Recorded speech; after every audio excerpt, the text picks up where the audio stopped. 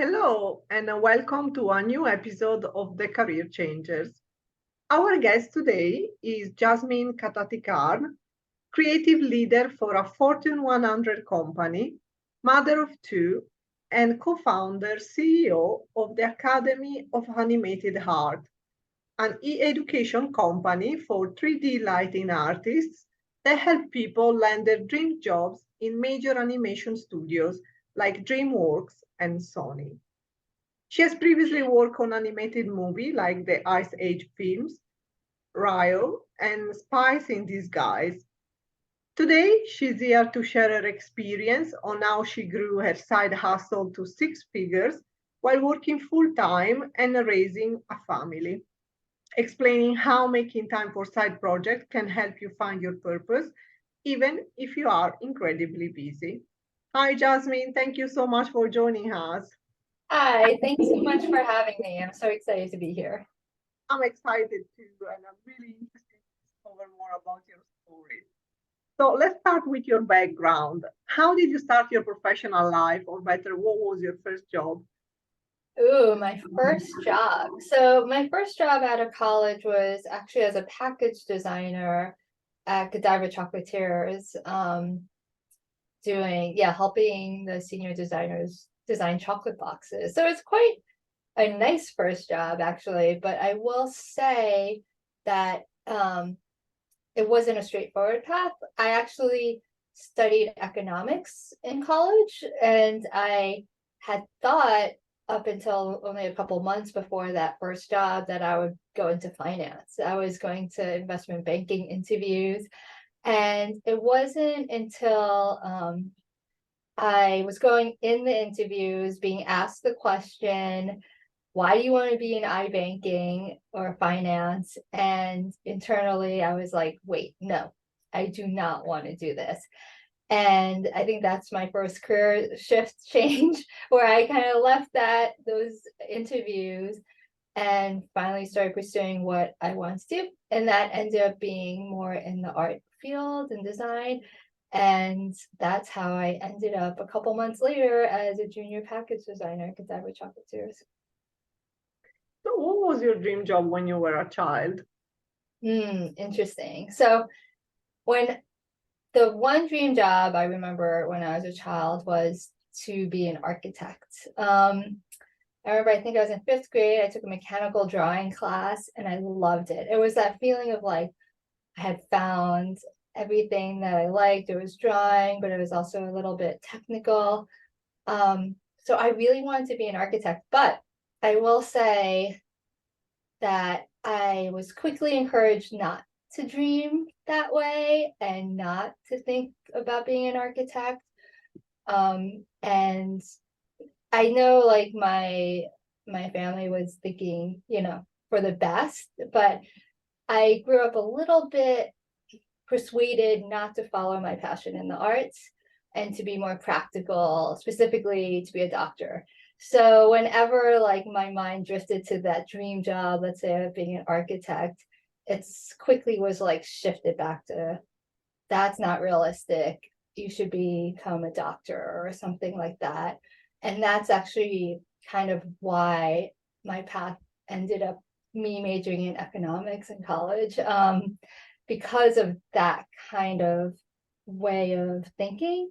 And it wasn't until after I graduated college, when I was probably like 21, that I finally shifted that mindset and started pursuing something that I really wanted. So yeah, to end that question, and I would say an architect would have been my childhood dream. You said in an interview, my family thought I would never make it as a creative, but I pushed through and proved them wrong. How did you do that? Well, I did that by deciding not to pursue the traditional path of, finance or medicine or law, and do it. And one, I will say, like, I wasn't met with barriers once I decided that's what I wanted to pursue.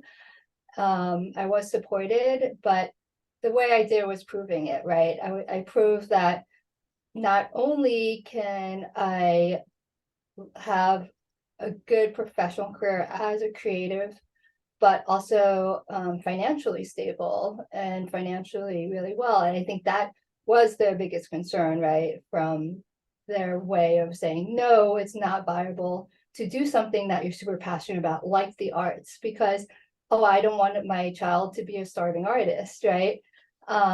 So I think the way I proved it was taking action and proving that you can be quite successful pursuing exactly what you want to do, and you don't have to necessarily always go the practical, traditional route. You grew up in an environment a little bit conflictual in terms that you didn't get this support in terms of following your passion. But was it clear for you what your passion was, or did you have to do some soul searching? It's interesting. Looking back at it, like it was quite clear that my passion was always in something creative, something in the arts where I was creating something, making something. So that was quite clear to me at a young age. But I will say I took it as a hobby. I never quite thought I could take it seriously. So that being said, sorry, what was the question? Did you have, was it clear for you what was your passion, or did you have to do some soul searching? Because you didn't have this support in your family, so you were a little bit by yourself saying, well, I want to do this, but they want me to do this. Okay. All right, I'll do that one again then. Okay. Looking back, it was quite clear that my passion is in creating things in the creative field of some sort, whether it's fine arts or doing something more technical on the computer. Like I always gravitated towards that. And the reason why I realized that is because I could do it for hours. I could do it endlessly, time would fly, and I loved it, right? It wasn't super apparent to me when I was younger, though, that it could be something other than a hobby. So I will say it did take a bit of soul searching to accept that I can do this more than just a hobby. And it wasn't until really that time I graduated from college after, I still continued, I will say, throughout my younger years, through college, I would take like art classes here and there. I minored in art history because I wanted to keep that kind of creative influence in there, but it's still always on the side of me, always just like, it's not seriously. It's like, I'm just gonna put this on the side, it's for fun, but I need to focus here in this direction, finance, medicine, law.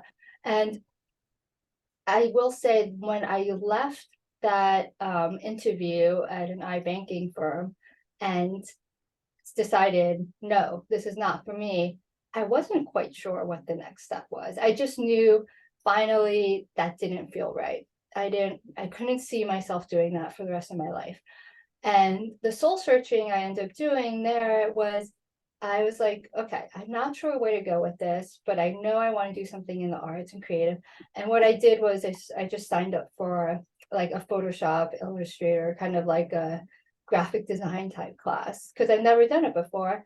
I was like, this will get me thinking about that mindset. And it did take me a while where, yes, I loved it. And then I decided to create a portfolio, which led me to that first job as a junior package designer. But even then I wasn't quite clear, right?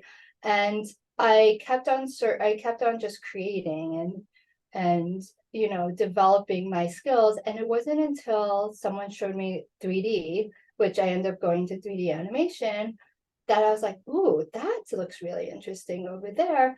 And I started to pursue that, which led me to go to grad school actually in it, and then led to my career in feature animations and visual effects. And I will say that the path is not necessarily straight. Like I continue to recreate my career to this day. And I think the biggest thing is like always be curious. Like I won't say like to this day I found my call, like my path. It's like I feel like there's multiple passions along your path, you change too as you get older.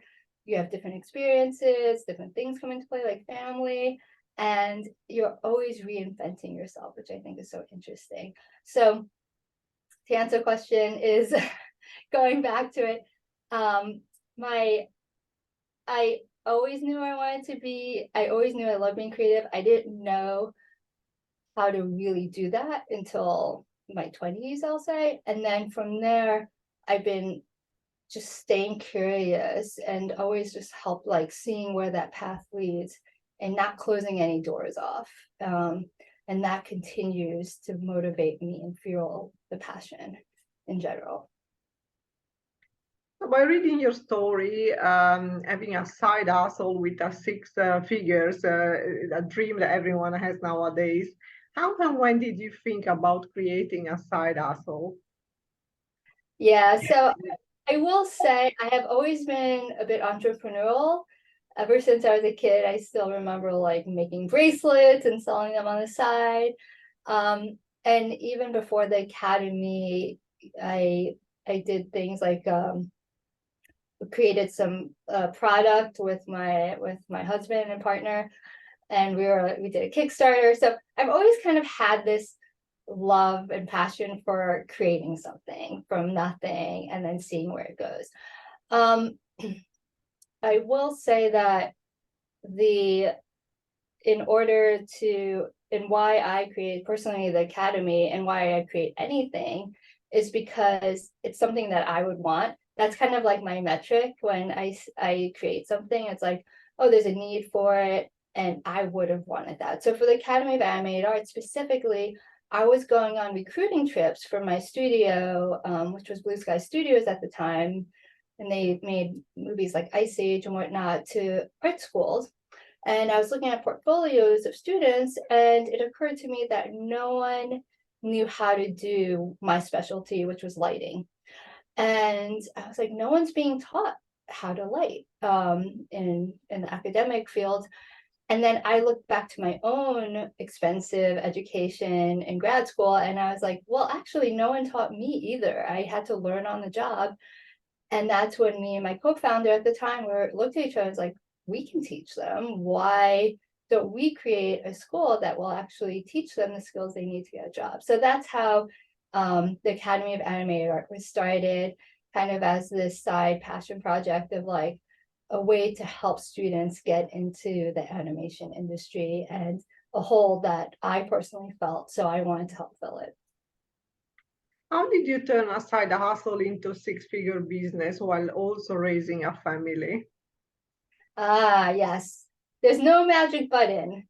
That's one thing I'll say. It wasn't, and I will say when we started the side hustle, it wasn't about money. It was never being like, I am going, to retire. I'm going to quit my job. I mean, sometimes we do think about that, about quitting the job, but it was more about creating something impactful. So one, I'll say the first early years, we did not bring in that much revenue because we weren't focused on that. So it was very much kind of like, I don't want to say a hobby, but it was a side hustle, right? Where it's kind of like we're doing this thing. I'm teaching classes, I'm helping students, but predominantly I'm working, right? My full-time job. And at the time when I did start, I will say when I started the academy, I did not have kids at the time. And it wasn't until about 3 years ago that really took it to the next level. And so with that said, it took about 7 years until it came to six figures. And that's not because I was hustling like a lot for 7 years. It's just because I had other priorities. And in order to get it to seven figures, it made me, what the difference was is that I started focusing on other skill sets. Like obviously I was an expert in 3D animation and lighting, what I was teaching, but what I wasn't is business, right?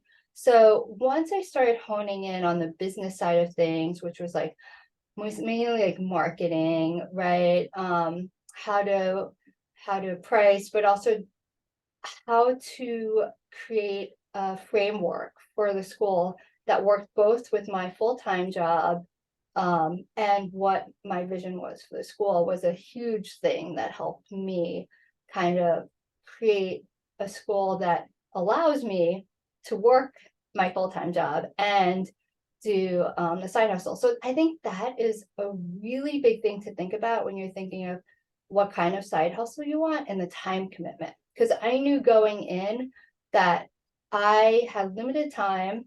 I didn't want to spend all my hours on working, right, on this job. And how can I design it in a way that works for my lifestyle? So I think that's a big thing. And for me, the way I did that was automation. You know, as much as I can automate as possible, I did. Two was like my courses are pre-recorded. So it's a lot of upfront work, but then once it's done, there's a lot of time that then it's kind of like upkeep, right? And there are things that, and then the other part is like smart delegation. There's areas in my company is very lean, but there are areas that I delegate out because I can't be everywhere. And I think that's the one thing when you're starting something, yes, you are in everything and you don't want to necessarily spend money elsewhere for help. But at the same time, the most valuable thing at the end of the day is your time, right? Especially if you have a family, if you have other commitments like a job. So you got to kind of factor that into play, which I feel like when people are starting a side hustle, they don't always do, right? They don't value their time as much as they should. So being open to that as well. So with that, it's like, yes, you can start anything, but in order to get it to that level, then you need to invest in the other skill sets you might not be super comfortable with, like sales and marketing and the business side of things, and then design it in the way that works for your lifestyle. In an interview with Business Insider, you said often we think that the goal is to quit your day job to work on your side hustle full time. And I used to think that too. But now I see everything I do as an extension of myself and an opportunity, not a chore. I love my full time job and I love my business, so I keep them both. They help me design my work life so that it fits me perfectly. So, can you tell us a little bit more about this? Because I think there is this idea that, yeah, a side hustle is like something that people start to then reach that freedom where they can leave everything behind and start a new amazing life. But you found a different type of balance, and I really like what you said. What is your point of view on this? Yeah, absolutely. Absolutely. I would say that initially when I started my side hustle and the thought of doing it full time was that kind of measure of success, right? If I would be able to do my side hustle full time, I've made it. Like that kind of vision of the freedom and whatnot. And in the past years, I've switched my mindset, and it's that one, success is not measured by if I'm doing my side hustle or full time or not. And the biggest thing is because it's every element of your life is what I realize is an extension of yourself, just like your family is, just like your job is, and your side hustle. It doesn't mean that one has to overcome the other, and they actually can complement each other. And that's when I realized, you know, my work as a creative leader in a Fortune 100 company fulfills one part of me that I really enjoy, right? And then my side hustle fulfills another part. And then honestly, if I were to get rid of one or the other, I feel like there would be this hole there. And I would probably fill it another way. But I look at life, this is my analogy, actually a good way of thinking about it, as a puzzle, right?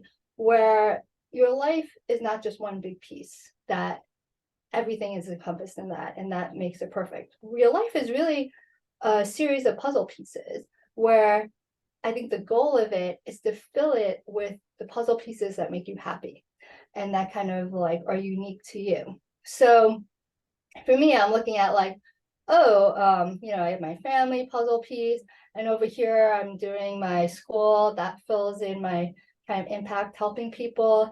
At my day job, I have like the business side or managing or thinking of like the innovation part of life. And what it does is I get to put all these puzzle pieces together, and that's me, like as a whole. And whenever I feel like something's missing or, something's not working for me, what do? Either you take out that puzzle piece that's not working for you and you fill it in with something else. Or if you have like my existing puzzle, but something's missing, instead of maybe trying to make something in my puzzle piece work that doesn't really fit that mold, I can go out and be like, let me find another puzzle piece to help that and balance it out.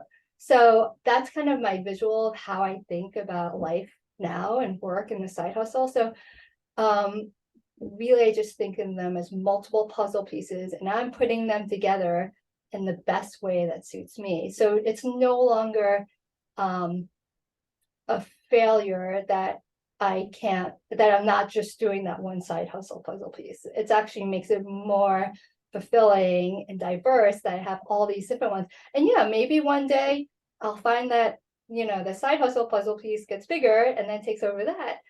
That's okay. And that I'm kind of just letting that go organically. But for now, yeah, I'm quite happy with kind of the puzzle balance that I have going on. Many people that are listening to this episode are looking for inspiration and probably hearing you talking about a side hustle. They're wondering what they could do in their life. What advice would you give to anyone that would like to start a side hustle? Yeah, I think there's two things. One, think about what you just love to do. I know that sounds a little cliche and like whatnot, but especially for a side hustle, it means that you might not have enough time for it. You might be tired at the end of the day, but you need to pick something that's going to motivate you to do it. So, one, you have to love it. You have to be passionate about it, because otherwise it's not going to be sustainable. You're going to wonder why you're staying up late, it's got to be impactful to you. So that's the first thing. The second thing that I always encourage people to think about is what kind of side hustle they want. What kind of lifestyle do they want? Because it's a very different, let's say, a lifestyle to open up a coffee shop, or versus a school, an online class, right? Like very two different mentalities and lifestyles. So you want to be sure you're starting something that you want to do. For instance, someone was once saying like, oh, they're romanticizing opening up a restaurant or a bakery or whatnot, but then they didn't put into account, oh, they might be working there, late hours at a restaurant, and then they don't like working late hours. Like there's these practical things that you need to think about before investing, and depending on like what you would want to do, but like that's the focus that I would say when thinking about what kind of side hustle, like with the topic that you're gonna do, and then the kind of side hustle, depending on what kind of lifestyle that you want. And that's super important, especially if you have family and you want to, maybe you want to spend time with your family in the summer. What side hustle is going to let you do that? Things like that. We really want to keep mind of like the whole picture. Each of us, with our choices, can have a positive impact in the world. How do you feel you're making the world a better place? Ooh, that's a big question. For me, I feel like one, I'm making the world a better place by providing resources for the academy specifically, providing resources to enable students to get their dream jobs in the animation industry. And it's super impactful, changing lives. I get emails from people so excited they got their first job, and it's all due to the school. And that makes it all worth it. And that's what I mean, especially when you're thinking of a side hustle that you're passionate about and something that's going to keep you going. There's been plenty of nights where I'm just tired, right? And I'll be like, I don't know if I can do this. but it's those kind of messages, and it's like a very clear impact. And I will say most recently I'm working with middle school students on a diversity action program, teaching them the world of animation.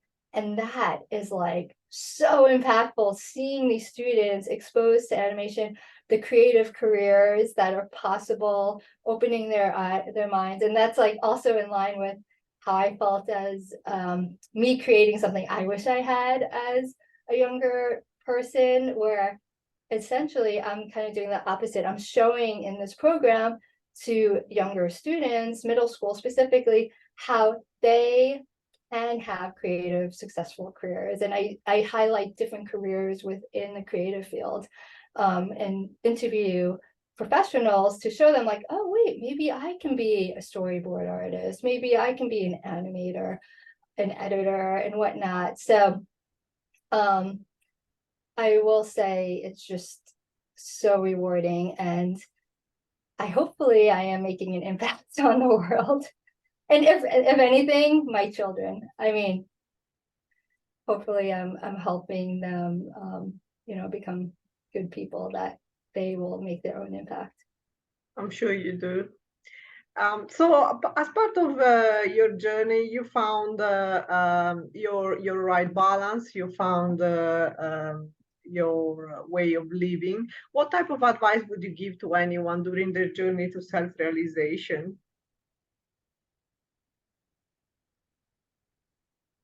Have fun and not overthink it. I know that's easier said than done, but it goes along with like choosing something that you're going to be happy doing, at 1 a.m. in the morning, and know you're doing it for a positive, impactful reason. So I always say now, kind of like, chase the fun. Like, if you have fun doing something, be more curious in that direction, right? I think curiosity is huge.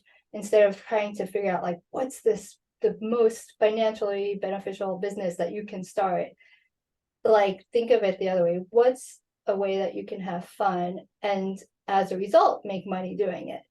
So lead with the fun, because without that, it's not going to be sustainable, and then you're not going to have fun. And even if you're making a ton of money, you're going to be looking for your next side hustle, because it's not going to make you happy, right? And I think that ultimately is what we're all looking for, is that idea of a side hustle is something that makes you happy. It's like something that you want to escape your full-time job for. So choose something that you're going to really have fun with, so you don't have to escape anything. That just could be your everyday. If anyone would like to discover more about what you do, how and where they can find you? Yeah, you can find me either through LinkedIn, Jasmine Katatikarn, or through my website, jazzkatat.com. So it's JAZZKATAT.com. And that is where you can find more about me personally. If you want to find more about the Academy, my side hustle per se, it's at academyofanimatedart.com. And really the last question, if you could give yourself a piece of advice, what would you say to your younger self?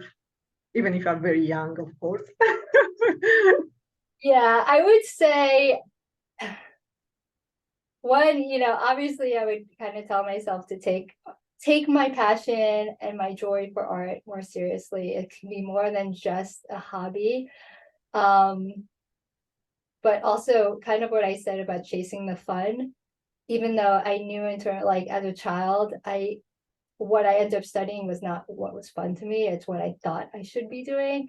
So as a child, a younger self, I'd say, don't be afraid of the paycheck or the salary you might get. Just really go be super curious and chase what you find fun and interesting and inspiring to you, not what other people might expect from you. So that's what I'd say to my younger self. Well, thank you, Jasmine, for joining us today and sharing your inspirational story and wisdom with our listeners. Yeah, thank you so much for having me. And a last message for our listeners, don't forget to subscribe to our channel and tune in next week for a new inspirational episode of the Career Changers. Thank you.